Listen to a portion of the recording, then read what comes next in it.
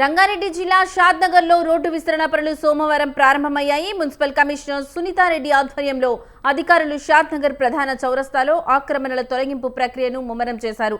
ఎలాంటి అవాంఛనీయ సంఘటనలు జరగకుండా షాద్నగర్ ఏసీపీ లక్ష్మీనారాయణ, సిఐ సీతారాం పర్యవేక్షణలో పోలీసులు భారీ బందోబస్తు ఏర్పాటు చేశారు.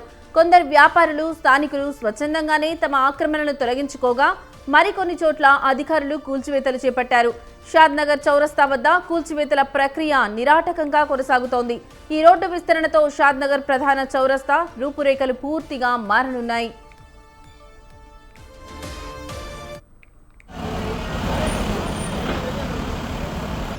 పట్టణంలోని రోడ్లపై ఆక్రమణలు గుర్తించే సందర్భంలో మన పోలీసు బందోబస్తు ఏర్పాటు చేసి మున్సిపల్ మరియు రెవెన్యూ పోలీస్ శాఖలు అందరం కోఆర్డినేషన్తో ఈ ఆక్రమణ తీసేయడం జరుగుతుంది. ఈ ఆక్రమణ వల్ల ఏంటంటే చాలా వరకు రోడ్ యాక్సిడెంట్ జరుగుతుంది కాబట్టి ఆ జరగడం ఉద్దేశంతో మన పోలీసు బందోబస్తు కూడా